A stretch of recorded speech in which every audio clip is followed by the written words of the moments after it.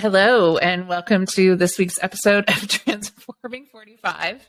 So you'll notice a couple of things that are different this week if you are watching the video. So one, I have a new mic, which is super exciting. I did a little investment and a mic upgrade, so that is exciting, and this is the first time we're giving it a go. The other major difference you might be noticing is that there is not a woman in the studio with me. There is. Am I the first male? Yeah. Oh. You are. You are the first man to be on Transforming 45. Well, I feel honored. You should. Okay, good. I thought it was only appropriate that as I'm introducing some men on this show that you should be the first one. Well, I appreciate I'm the first. Yeah. So, our episode today is going to be talking about how partners stay connected over a long period of time. And if you've become disconnected from your partner, how to come back together. So many conversations I've had with women who are going through transformations, that's one of the questions that people ask is, my kids are now have their own life or they've left the house. And after years of being co-parents, we're co-parents. We don't really know how to have a relationship again. And my lovely husband here has, quite honestly, over the years made sure, and it has been him who's made sure that we have maintained a relationship. So I thought that we would start at the beginning. Okay.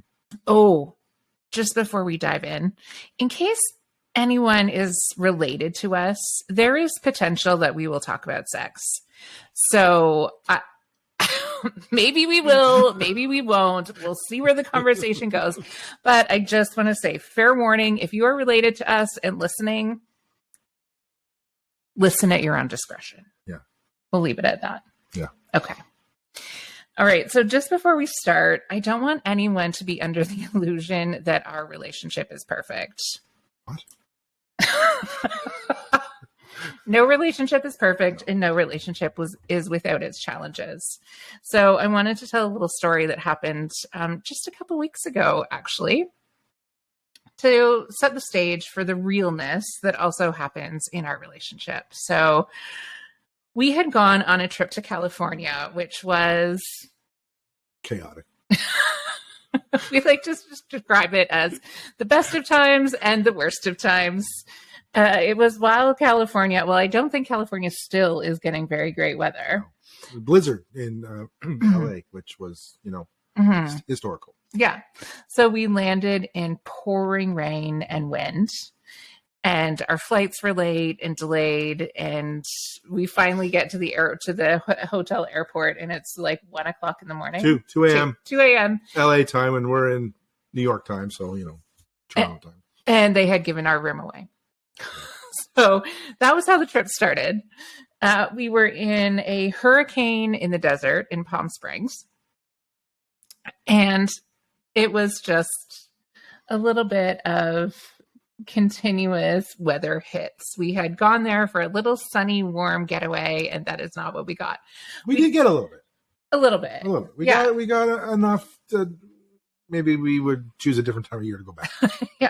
I mean, we did some great things. We had some great adventures, and we have a good sense of humor. So that's good. Mm-hmm. However, that sets the stage for coming home. So our flight home also is delayed, and we get home much later than we had anticipated on a Sunday night. So we come upstairs, and our 2 teenage children had been home. And they had done a pretty good job of keeping the house. Like, it was not a disaster. It wasn't necessarily what I had hoped for when we got home. Yeah, but there was no holes in the walls. No, there were some dishes in the sink, nothing major. And then we go up the stairs, and I'm downstairs, and I hear you upstairs go, "What the fuck?" That's yeah. Which was sign number 1. And I was like, all right, well, we'll see how this goes. And then I'm cleaning up, doing the dishes. And again, I hear, "What the actual fuck?" So I went up the stairs, and there is dog poop everywhere. All over the landing. Like 20 pieces. Yeah. at least. We have yet to discover the mystery of exactly how that happened, but Teenage boys. yeah. Needless to say, we get up the stairs and are unimpressed. You have to work the next morning. Yeah. So I said, all right, you go to bed. I will deal with this. And it's like, what, midnight, 1 a.m., something like that? Yeah, 1:30. So I start cleaning up all the poo. And then I get out the steam cleaner. I'm steam cleaning the carpet. So now it's almost 2 a.m. by the time I'm making it to our room. And I open the door and you had turned out all the lights. So it was pitch black. But I knew that, I know. You really did. You went for it. You went for going to bed. But I knew that the luggage was like not put away. So I'm trying to navigate the darkness, the luggage that I know is on the floor. I've just spent like 45 minutes cleaning up dog shit at 1:30 in the morning. And so I come in and I was like, oh, you in your like sleepy stupor, you were like, what's the matter? And I said, you turned all the lights off. You couldn't leave the lights on. And you were like, what? You told me to go to bed. I listen. And also, like, we have a switch right by the door. I didn't understand the logic there. I still don't. Right? Just turn the light on and don't hurt yourself. But we never turn the overhead light on. I know, but if I didn't it's want to turn the overhead light on and like burn your eyeballs. Anyway. They were closed. So, we're not perfect. So don't, please, by all means, if you take anything away from this conversation, do not take away that we are perfect. What I will say is that we are really good communicators. Yeah. And we practice putting each other first. True. Yeah. So I've been talking a lot. Do you want to tell our origin story? I use too many words, you say, so much times. So I don't know. We met at, well, it's Camp Huron now, right? Mm-hmm. So in 1995, you had been there for a few years prior, a few summers prior. And I wanted to work at a summer camp. I'd gone to a summer camp, a different summer camp in the London area as a kid, and I wanted to work at one. And I had gone through the paper, as you did long ago when you were looking for a job, and I found and had an interview for a different camp, not Camp Huron, and was offered a position there. And my mom, it was a further. The camp was further away. It was in the kind of in the Barrie Aurelia area, north of Toronto. And my mom thought that maybe she could influence me a little bit, and knew some people connected with Camp Huron, and asked me, or they offered me an interview for a position in the kitchen. So I went to that interview, and one thing led to another. And for $100 more in pay in the summer, they offered me a position at Camp Huron, and I went there for $100. Best decision I've made in my life. I will say that in many ways. I was worth $100. At least. So I, show up in the end of June, and I was there a few days before most of the staff showed up, just to get the kitchen, help to get the kitchen organized. And on a Sunday afternoon, all the counseling staff and the rest of the staff showed up, and there was this person, Lisa, was there, and I just saw her in passing and had an instant connection, and kind of saw her from afar, and seemed like a person that I'd like to get to know. And that was the first summer, and we became friends throughout the summer, as you do when you're working in an intensive environment like. Because I did have another boyfriend at the time. Oh yeah, that's true. Yeah. Mm-hmm. Yeah. So anyways, so we maintained a connection throughout the year, and we would old school write letters. Mm-hmm. On a piece of paper, put them in the mail, wait 6 to 8 weeks for a response. Stamp. Yeah. And the odd phone call, and we would get together and see each other at camp functions, whether it was in different parts of the year, around Christmas or into the spring, things like that, in preparation for the next summer. We both went back for 1996 and maintained a friendship.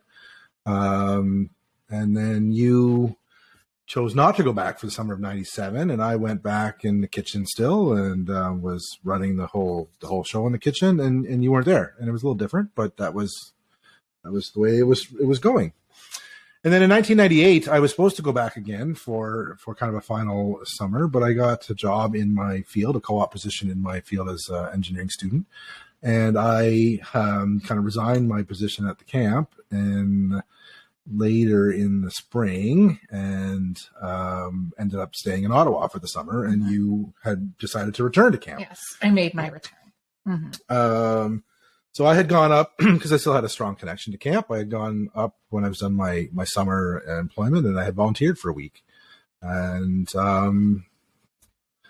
you were no longer with someone at the time. This is true. And we went for some drinks at a bar as we were of age, and the group of us who were of age went to a bar in a local town, and one thing led to another, and we decided that we should start dating. Mm-hmm. Yeah, we did. And when we got back to camp that night, so the camp that we work at is not, for anyone who's in Canada listening, on the shores of Lake Huron, which is fairly southern in the province. And there were northern lights. Yeah. Not a common occurrence for that area of the province. And I remember coming back onto the camp property, and you and I and the people that we were with all just staring up at these northern lights. And I think you and I had a moment of like, this is a sign. This is a thing. Mm-hmm. Yeah. And then the summer ended. You went to Ottawa, where you were going to university at Carleton, and I went back to the University of Waterloo. Yep. We saw each other before the summer, before we all went back, right? Yeah, you helped me move. I helped you move in. And that kind of stuff. Met my parents. You helped me move. Yep. And then we went back to our respective towns and universities. And you came down for Oktoberfest. You were in Kitchener-Waterloo area, right? Yes, so I was going to the University of Waterloo, and Waterloo is known for its massive Oktoberfest festivities. And so we had a camp reunion, we had a party, and we went to one of the fest halls for the evening. And I was in Ottawa, so it was a bit of a trek to get there. But yeah, but you made it. Yeah, it's tough. Buses. Yes, we made really good friends with the Greyhound bus. There was a lot of busing back and forth. So we had been together for approximately 6 weeks at this point, although we had been friends for years. However, actually together was 6 weeks. And we were dancing to the dulcet tones of Walter Ostenack. Yeah, Grammy the real deal Walter Ostenack. And for those of you who maybe are not familiar with Oktoberfest and its quirks and eccentricities, charms, Walter Ostenack, I think he's still alive. That's a fact check. We'll have to fact check. Walter Ostenack is a polka king in Canada, like real big deal. And he was actually playing at the fest hall where we were, and you and I were dancing, and a friend came by and said, "Oh, when's the wedding?" Yep. Yeah. And you looked at me and I looked at you and you said, "Yeah, so when is the wedding?" Mm-hmm. And then we were engaged. Simple. Yeah. Just like that. And then we went on to be engaged for almost 3 years. Yep. Mm-hmm. 98 to 2001. Yep. Yeah. Yep. So I finished my degree. You finished yours with a co-op term. Yep. And that whole time we were long distance. And I do think that has been a really solid foundation for our relationship because all we could do is talk. Well, for the most part.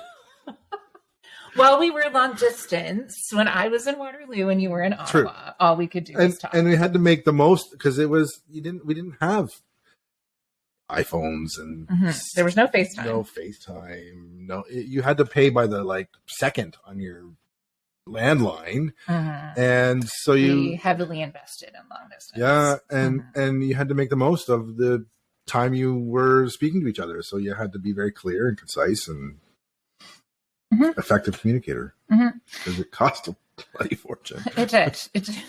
That's true.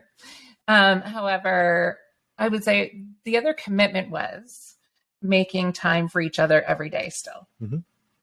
I don't think there was a handful of days maybe where we didn't speak to each other. No, that's true. Mm-hmm. So even though with all of the things that are happening in the life of a university student, we made time for each other and we really learned how to communicate well. Yep. Because when you're talking long distance, you learn to listen. I'm still learning. I don't think that's true. I think you are quite a good listener. Okay, effective listening then. Yeah, like I said, we're not perfect. No. There are moments. That's what you tell me, and that's what I'm supposed to learn. Mm-hmm. Well, actually, you make a good point. So communication has evolved over the years. Because when you're long distance, when you actually talk to each other on the phone, you're just so glad to be talking to that person that there's no conflict. There wasn't for us anyway, particularly. No, because there's like, it's a waste, right? It's not a when you want that moments, those short moments in time of joy and connection, and there's no point in wasting that on frustration and anger. Mm-hmm. Yeah. I missed you. And so when I got to talk to you, I just wanted to hear how your day was and how you were doing. And we would think about the future and what we were going to do and when we would see each other again. Yeah. Yeah. Weeks. Yeah. So then 2001, we were married. Yep. So we are coming up on our 22nd wedding anniversary. Yes. Yeah. Yeah. I don't really know how that's possible, but here we are 22 years later. Because I'm still 25. Yeah. Right. With my gray hair. that people can, it's like extra special in this podcast light. So it is the one thing my husband is sensitive about is his gray hair. Yeah. Like you're still handsome. Thank you. Silver fox. Something. 22 years. Yes. 22 years. So when we started actually living together, yep, which happened just a few months before we got married. So you got a job in the town that we live now. And I had a semester of teachers college to finish. And so it was easy, a no-brainer. We moved here in June. We were married in August, and we weren't really living together full time at that point yet. We were still, because I was back and forth. You were preparing your parents' backyard for our wedding. Like you were like 3 days of the week. And I was working at a private school for girls at that point as well. So I was wrapping up that final semester there, getting ready for the wedding. So back and forth. So it really wasn't until after we were married that we lived together full time. Yeah. Mm-hmm. Yeah. Well, it was 3 months before we were married. It wasn't. Yeah, but I was still back and forth at that point. Yeah. Like full time living together wasn't until after we were married, which is kind of unheard of at this point in time. It is. Yeah. And we were both 24 when we got married, and well ahead. You just gave your age away. Yeah. The podcast is called Transforming 45. You gave my age away. We're the same age. He's 3 months older than I am, which No. No, I am 3 months older. Don't. That is the only thing I got going on. You'll be 46 before me. Yes. So I am 3 months older to the day than my husband, which he loves to hold over me for the entire 3 months that I am older. Listen, anyone would do it. Really, listeners? Would anyone do it? They're going to agree with that. Anyway, so we were talking about how communication evolves. And so it wasn't really until we were living together in the same space where some of our maybe communication quirks started to present themselves. So your parents went through a pretty ugly divorce right when you and I first got together. Yep. So there is that element of trauma early on in the development of a relationship. And it had some long lasting impacts. Is that fair? Yeah, that's fair. In the way you communicate. Yes, I can shut down. Mm-hmm. You want to talk about that a little bit more? Not really. And here he is shutting down in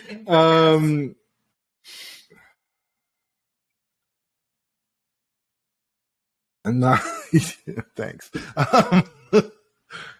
When the conversation turns to things that hit too close to home, I can shut down. And you are very good at holding a mirror up to my face and reminding me that that's not healthy and that we need to continue to delve into those challenges and learn how to grow from them. So that's part of what our relationship brings to me, is that you are understanding and supportive and want to see me become a better human being. So that's kind of what we've learned over the years, is that I will disconnect. Mm-hmm. The better human being thing goes both ways. It's not unidirectional. But what does it feel like for you when you shut down? I've never really considered that. Does it feel like when I shut down? It's totally not being in the moment. It's easier to reflect upon, but it's an escape, like I don't want to say escape hatch. It's a safety valve, right? Like it's a way. No, I need not to. Like it's not. And yeah, that's kind of what I would say. It just feels like I need to just stop. Mm-hmm. And not that I'm going to blow or get angry, or obviously there's frustration leading to that for whatever particular reason. And but yeah, it's just a shut down, disconnect, back away. But then you still recognize and things you learn over the years is you can't just let that fester. You have to come back and take a moment to pause and breathe and reflect, and then continue the part of the conversation that was causing that reaction. Mm-hmm. So early on, do you remember what it felt like when you were in a bit of a shutdown and maybe I would come in a little bit too hot? Yeah. Because I just get more like it wouldn't. I mean, this is part of human growth too, and what it was. I felt attacked, right? That I needed to keep, almost defending myself and defending my position rather than being able to pause and reflect from another viewpoint, yours, and move forward constructively, right? It was something that, when I was shutting down and wanting to back away, coming to keep probing was not something that I needed at that moment in time. And through our own conversations with cooler heads and moved away from things, we both evolved and worked how to deal better with situations like that when they come up. Now, I think fortunately they don't nearly come up as often as they did. Not that they came up a lot. But... No, like the number of times I've been like furious at you is a handful, I would say, quite honestly. So it's interesting. It's interesting for me to hear that early on, when I would like question or try to keep you engaged in conversation, that your response was defensive. Yeah, where I was just trying to solve the problem, and in my teachery way. But I've done the same to you from my engineering way, right? Like it's whatever early on, whatever you, sorry, I'm not. I have to keep cueing him to talk into the microphone. Sorry. I'm not comfortable. It's a weird chair. Okay. But then I'm hiding behind the mic on the video.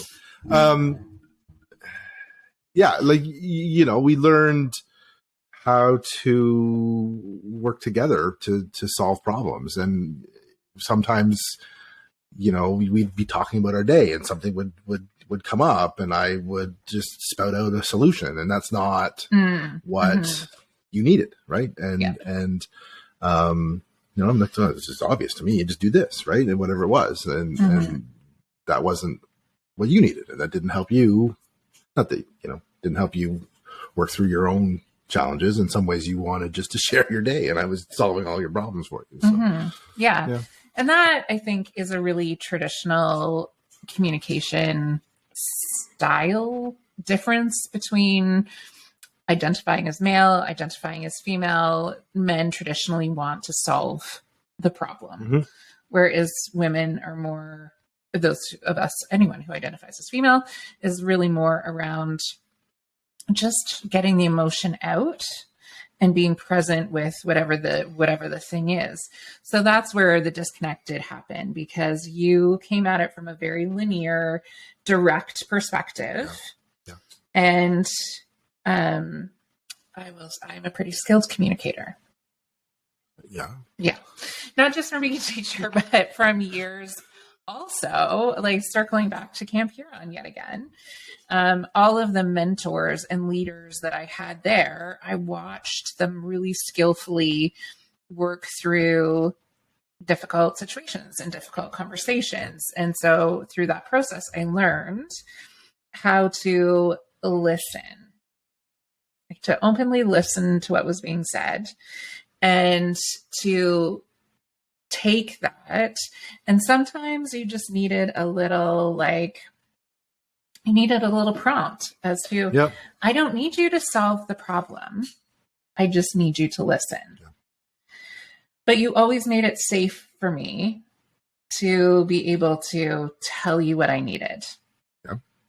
And so I think that is one of the key foundations of our relationship, is that safety to be able to say, this is what I need in this moment. So that's true. And, there were times, and you're right. I'm going to circle back a little bit, because there were times when. You don't have to say I'm right. It's okay. Which is naturally came out because 22 years, but no, I'm kidding.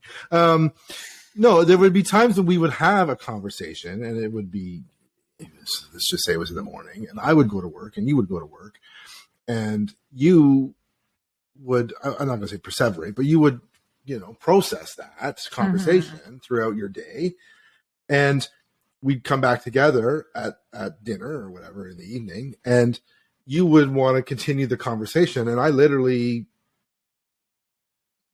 left it at home, went to work, had my day at work. And that's just the way my brain works, is in terms of that's the thing over there. Deal with that later. We need to focus on this particular task at hand that was in my professional day. And I think that really frustrated you at times, is I would come back and not processed anything, and you would have embedded that into your day and come back with new ideas, and I'm still 20 miles behind you. So that was actually a communication quirk we had to solve early on, because my brain does that. Like, my brain continues to process and yours stops. So I would jump into a conversation 10 minutes into the conversation I was having with myself. Yeah. And you would be like, where did you turn left? I missed the turn. I don't know what you're talking about right now. Yeah.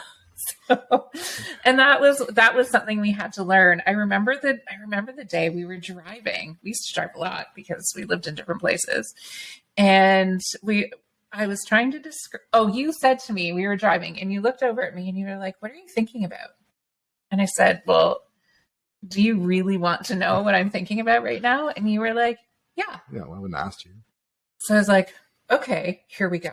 I was like, I'm thinking about this, and I'm thinking about this, and then that made me think about this, and then that made me think about this, and then that led me back to the first thing. And I will never forget the look of like utter bewilderment on your face. You were like, how do you think of all those? How do you think about all those things at the same time? And I said, well, that's just how my brain works. And you were like, my brain doesn't work like that at all. Like, I pull out a drawer in my brain and I think about that one thing, and then I might put that drawer back in and then not open another drawer. Or I might open another drawer and think about another thing. But it's always one thing at a time. Well, and that's so that analogy was shared with me in my schooling in a as an engineer. You don't get a whole lot of class structure on, human dynamics, but there was a bit, and that was shared with me in the different ways people think, right? And it was shared to me at the time, and this was some 25 years ago, in a gender-based analysis, but I don't know that I don't believe it applies to just gender. It's just different ways that people think, and totally, how they process information in their own minds. So I will attack a problem. If I solve it, great. It gets solved, written down, dealt with, and then it's gone. And I'll do that in many, many different things. And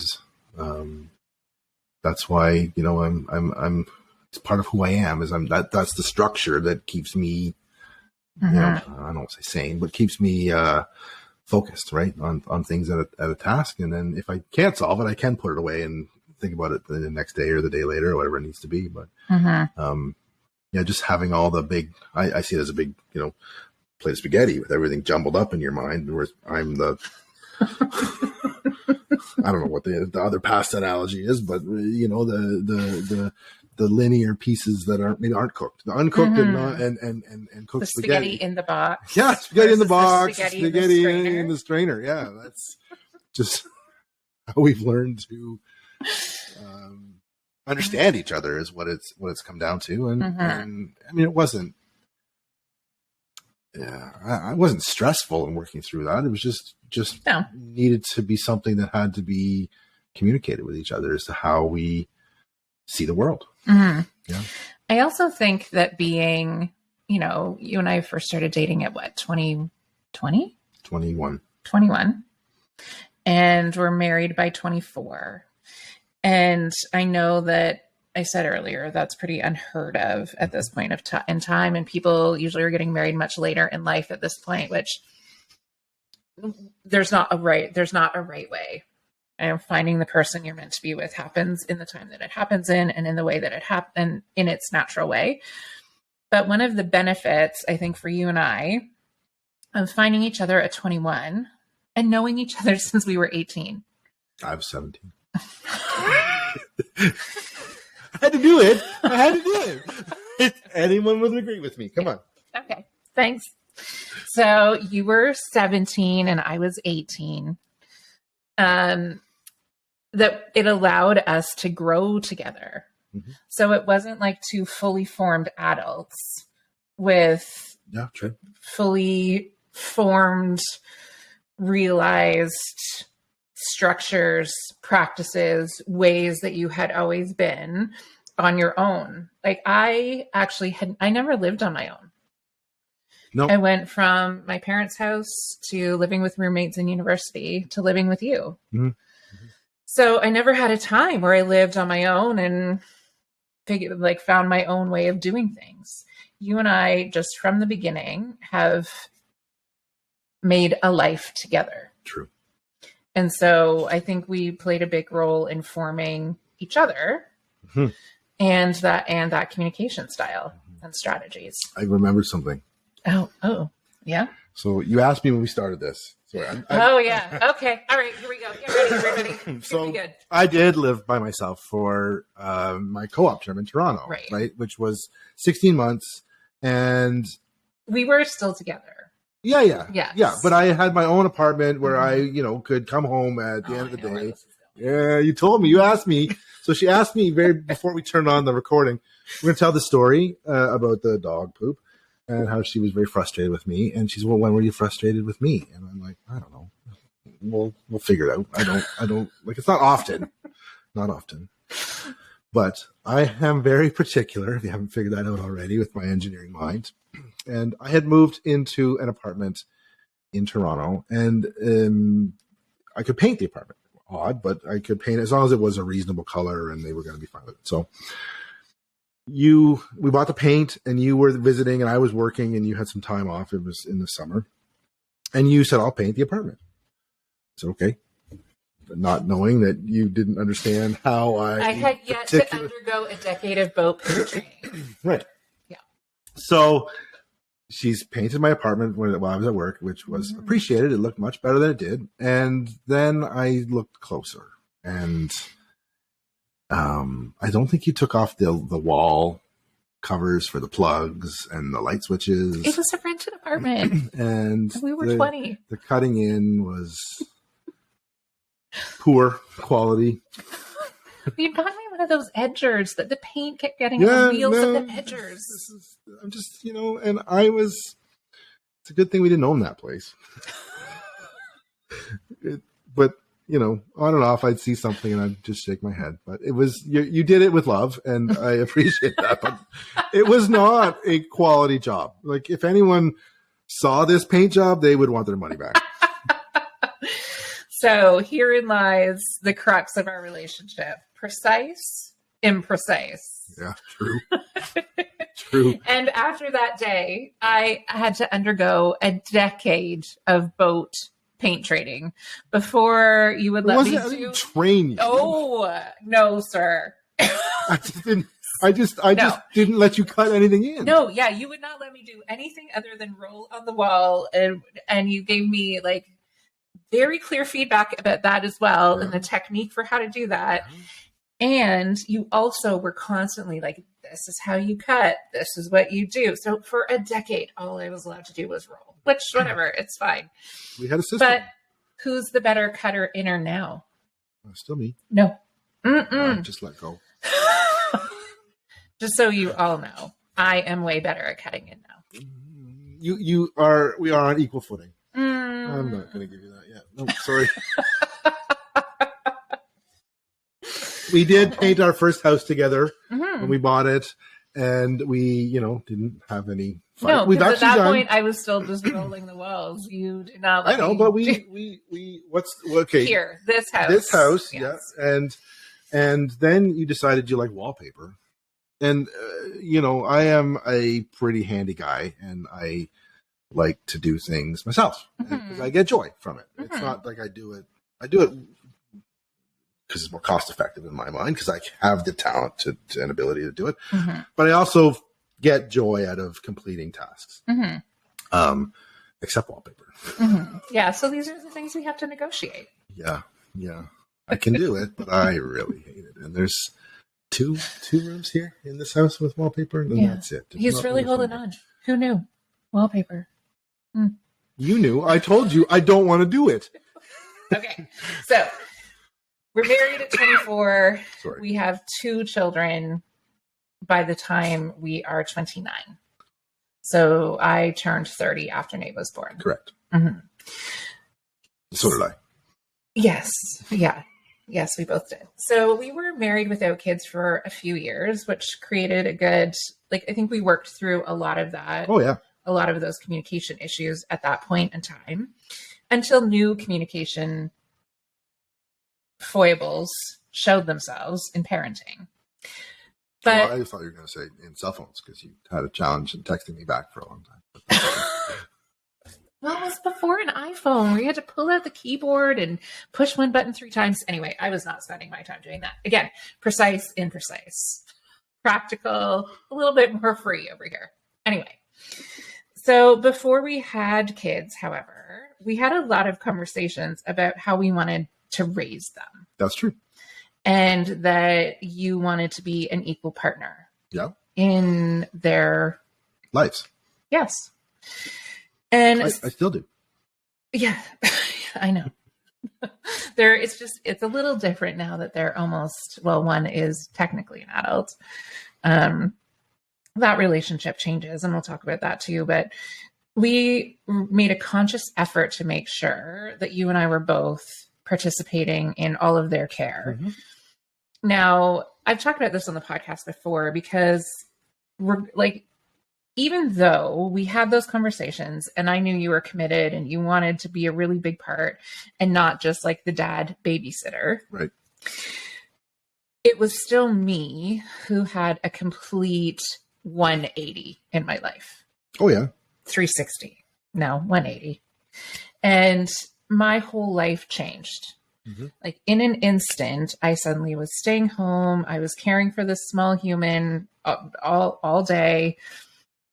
I was alone a lot of the time. And I still remember you coming home one day and I just like threw Will at you. Not really, but forcefully handed it to me. Football. Yeah. Here you go. Don't drop it. And I think I just started to cry. And you looked at me and you were like, what's happening right now? And that is, again, another key in really good communication.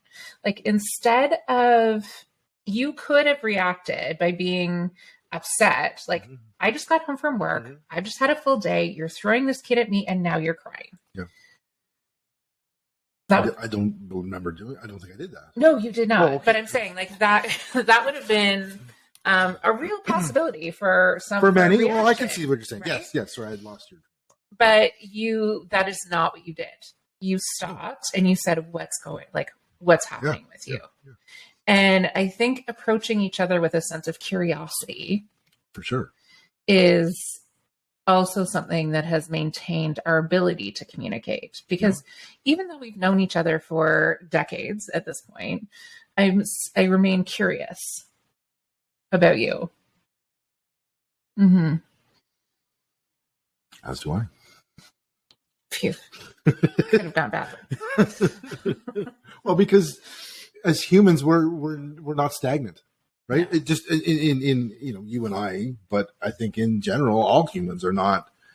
They're not designed to be stagnant. We're curious individuals. We're curious about the world around us. We're curious about other things in our lives and how we can learn and grow and evolve ourselves. And that just extends to our relationship in terms of what made you start crying. Why? Right? Mm-hmm. What made you happy today? Like all those conversations that we have on a regular basis about what's happened, what's going on, right? And what's there. So I think we don't assume blame. No. I'd say that's something that we definitely do really well, is that we approach from curiosity and we don't assume blame. Mm-hmm. And that is something that really continued through our relationship. And I mean, here we are today. And I approached you probably 3 or 4 years ago at this point saying, I cannot be an educator for the rest of my career. It will kill me. Yeah. And do you remember how you responded at that point? No, I don't. You were like, too bad. We have all of these commitments. You committed to being an educator. You committed to this career. You committed to our relationship. And so, okay, keep teaching. And I didn't love that response. However, I also recognized it as a fear response and knew that as long as I kept presenting it in like a calm way, that eventually you would be able to hear through the fear. Yeah. And by I don't remember that. I'm not going to say it didn't happen, but I don't remember that. I know that that's part of what my core reaction could be, and it probably was, but I think it was just a matter of then it opened, by you sharing that with me, it's telling me that something's not right. Mm-hmm. And so it tweaks me to evaluate and dig into what is actually going on in your mind that that I don't see you on a daily basis in your professional role, right? I hear about it, but I don't live it, and I don't have, not being an educator, I don't have that reference or vantage point, right? So by you sharing that with me, it allowed me to process things and just listen more intently to the challenges that you were facing and understand better about where you were going, where you were headed, and what you needed to get there. So, yeah, I think subsequent conversations probably went a lot more better, right? It's still scary. Let's be honest about that, right? Change is not change in a stable, predictable relationship and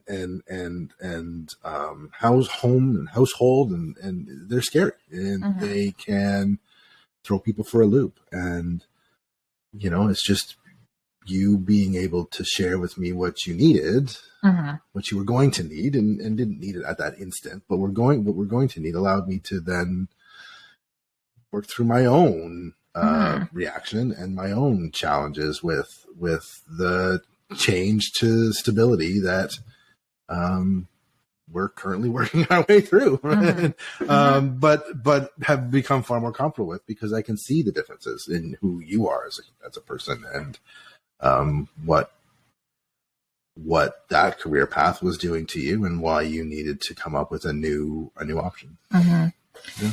And I think that speaks to the importance of seeing your partner as who they are and not who you thought they were, or the story that you wrote about who they are. Yeah.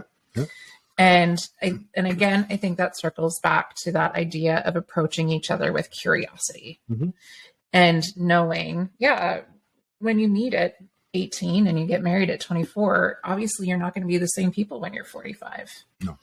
And the importance of that commitment, right? You can love someone, you can love multiple people, but maintaining a commitment is an entirely different thing. And so much of the narrative of our society is around the love story, right? Which is why there's so much buildup around engagements and having the perfect wedding and all of that, like those constructions. Hallmark Christmas movies. I know, but it is a nice little fantasy. It's my guilty pleasure because it is so neat and tidy, but it's not reality. No. And it is the commitment to each other and knowing that it's not always going to be easy. Yeah. But if we keep this commitment and our integrity and intention around this commitment, as long as it's healthy. So for sure. Yeah. Like, I want to be clear about that. I know there are relationships out there where staying in it is not the right thing to do. Well, wholeheartedly. Yeah. And we haven't seen that in our relationship, but we've seen that in others that we know. Right? Yeah. Well, and in the world at large, but if you're with someone and you cannot be yourself, if someone is trying to write a different story for you, or they're telling you that you should fundamentally be a different person, that's not right. Then that's a different situation from what we're talking about. So, really, sorry, I just was checking the time and we've, I told you it was going to fly by. Oh, we're almost done. Yeah, we're almost done. So really thinking about now, you and I would say, and at large part because of you, made sure that we had times throughout the year where you and I spent time together, just the two of us, even when our kids were really little. And that was something that we had to negotiate because I struggled with leaving our little humans. Yeah. And you kept me focused on it's not easy, but they're going to grow up one day and you're going to be stuck with me. So I'm not going anywhere. The thing is, I'm younger, right? Yeah. And we were fortunate when the kids were really young to have a support network that loved them and would take them for a weekend, right? It was your mom and dad and Jan and Jim and others that took them for my mom, took them for a short period of time, and gave us a chance just to disappear and escape the world and go into our own cocoon and just reconnect. Camp helped immensely with that. Yeah, as they got a little bit older. As they got into their, 6, 7, 8 year old, then there was a week where we had to ourselves. And yeah, I would plan often and still kind of do plan a trip around that time frame now that they're both working there all summer and whatnot to choose. But there were times when we literally dropped the boys off at camp, and we knew Jerry and others who were there, and we would drop them off at camp, and we would be on an airplane 4 hours later, and would go off and enjoy our week. So, but that's part of what I think I get. What I get joy out of is spending time with you and seeing different parts of the world, or even just cocooning up for a weekend and not doing a whole lot, reading a good book. And enjoying a good meal, but and conversation, right? You have to be able to enjoy the person that you're spending the time with. We have always had that friendship. Yeah, I think that you just hit on another really important point. Like, yes, we love each other. Yes, we are in love with each other. However, above all of that, we are friends. We started our relationship as friends. And yeah, I enjoy your company. So we managed to, and again, I will say in large part thanks to you, but even now at this point in our lives, now that our kids suddenly have their own lives and you and I are just the two of us a lot more than we have been in a long time. One of the things I really appreciate that you do is at the end of the day, when you come home, I often am in the kitchen getting dinner ready. And I'm sure it would be easier for you to just like chill out in the chair. And not that you don't. I mean, you do take a moment and like have a little bit of a moment to yourself. But once you have come down a little bit, you come into the kitchen and you sit at the island and you talk to me while I'm cooking. Yeah. So it really is just as simple as that, as intentionally putting that, like the other person in the relationship in your line of sight. Well, yes, but it's also the curiosity. Like you're doing new, and I've done it a long time, and it was always you had something to share, right? And it was the curiosity of what made you happy, made you frustrated, whatever the case may be throughout a day. And now it's just become routine, right? It's just become to a point where I want to know what, and you are the same with me, and your day seems always to be a little more interesting than mine, but that's the nature of what we do. But, and it's a chance. And now that it's, our kids are off being mushrooms in their room in the dark and being teenage boys, they're not there. So it's a chance to have a conversation, just the two of us, about what's going on in the world and connecting with each other. And, in some ways speaking about what's going on with the boys, or speaking about what's going on in our own lives. And, I enjoy that. I look forward to that part of the day all the time. Yeah. And I mean, our kids are certainly part of the conversation, but they are not the only focus of the conversation. It's just a quiet conversation about them without them listening. It's more our hopes and dreams for them, without wanting to share it and have conversations about them without influencing them, right? But it's also a connection point to our own lives. Yeah, absolutely. So as we go forward with one child leaving the nest very soon and the other soon to follow, what do you think is the main thing we need to continue to do to stay connected and enjoying each other's company and friendship? Just one, like one. Like, no, like, there's not like what do you think? I don't think that, because of the way we've structured our lives and because of the way we live our lives and interact with each other, I don't think there's a lot of change in that dynamic that's going to be required, right? Yeah, they'll be gone for weeks and months at a time, but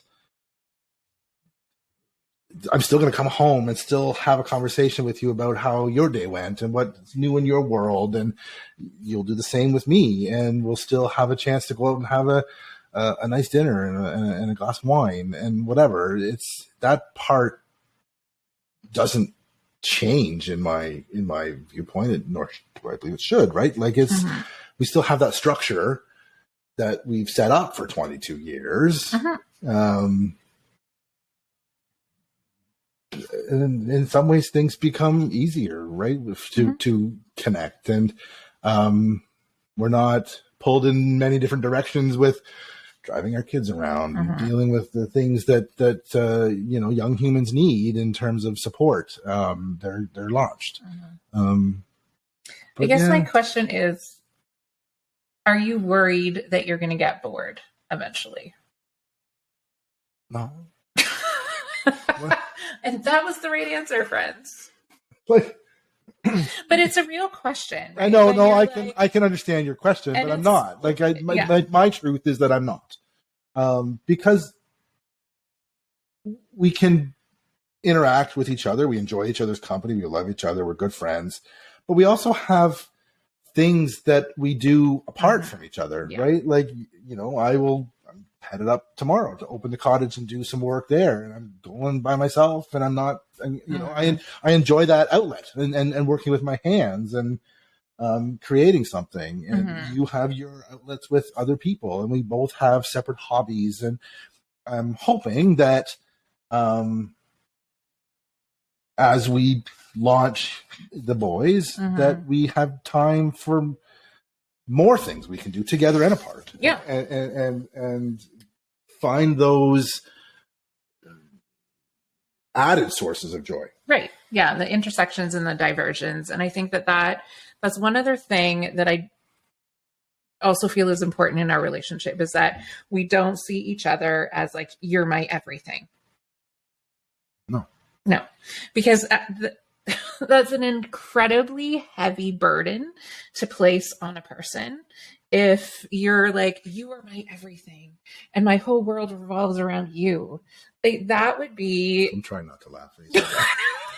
So I know you're making a point, but I'm like, I don't. What, like, no, but that's why, like, it would be a really heavy burden to place that upon you, to know that, like, you are the only, like, my only source of support, my only source of joy, my only source of love, my only source of whatever. And each of us having our own separate lives also, because I have networks of friendships that are really, really important to me. Some of that's together, some of it's not. Yeah. And having our own having our own senses of identity. Like, you have your own very clear identity. Yeah. I have my own very clear identity. We live a life together. We live a life apart. And I think that also is what contributes to the curiosity. Yeah. Yeah. Yeah. Yeah. I mean, you've tied that all back together, but it does, right? Like don't unravel it. Just kidding. No, but I don't know everything. Right? I don't know everything that's happening in your life at every given moment. And I'm okay with that. And the same with you, with me, right? Like, we trust each other to make, good decisions in life. But live your life. Find your joy. Share your joy with me. Tell me, and maybe I want to join you in it, or maybe I won't. And that's okay. Yeah. Right? That's okay. And you have to understand that about a partner to make sure that you're both getting what you need, right? Like, to understand and be curious about what you need and how you want to live your life, and where you get your joy from, and how to go get it. And then, if there's not an opportunity, then something's wrong. Right? Like, something's totally wrong if you're not able to find joy together and separately. Yeah. Well, thank you for being a really good partner. Thank you for being a partner. I'm a really good one too. You're welcome. Yeah. Here's to the next 22. We didn't talk about sex. Look at that. Yeah. Bonus. We're going to have to record another episode. Oh, okay. I get to come back. I've passed the test. The first returning guest. Maybe. Yeah. Thank you for listening. To all of the listeners who are out there and who are listening, you mean a great deal to me and to this community. Please, if you are able, subscribe on Apple Podcasts or Spotify. YouTube is now also producing podcasts, so you can find me on YouTube. If you have it in your heart to give us a 5-star review and write a review, that means a lot. Sometimes when I'm doing this work and speaking into the microphone, it feels like I'm sort of speaking into the void, and knowing that what the conversations are resonate with you means more than you'll ever know. So thank you so much for listening today, and we will see you next week. Big love.